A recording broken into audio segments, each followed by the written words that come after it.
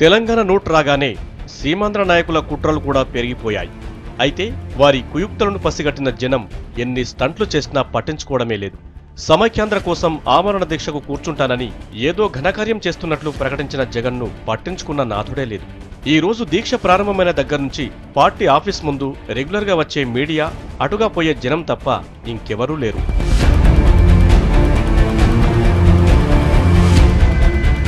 సమైక్యవాదమంటూ తెలంగాణను అడ్డుకునేందుకు కుట్రలు మొదలుపెట్టిన వైసీపీ అధ్యక్షుడికి జైలు నుంచి వచ్చాక స్టార్స్ కనిపిస్తున్నాయి.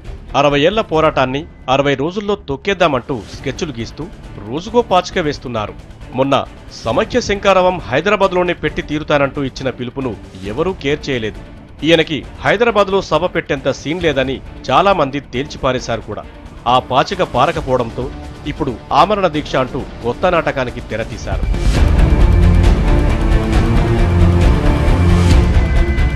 చాలా రోజులు జైల్లో ఉండటంతో ఒకసారి చూద్దామన్న ఉత్సుకతతో ఆ రోజు జనం వచ్చారని, ప్రతిసారి ఇలానే జనాలు వస్తారనుకోలేమని ఎనలిస్టులు అంటున్నారు.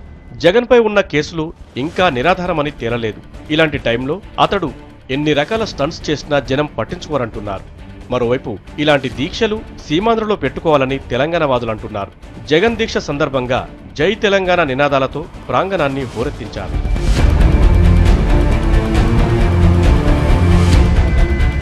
రాష్ట్ర విభజన ఖాయం అవడంతోనే వైసీపీ అధ్యక్షుడు ఇలాంటి ట్రిక్స్ ప్లే చేస్తున్నాడని, వచ్చే ఎన్నికల్లో సీమాంధ్రలో సీఎం కుర్చీ ఎక్కాలనే ఉద్దేశంతో ఈ జిమ్మిక్కులంటున్నారు ప్రత్యర్థులు.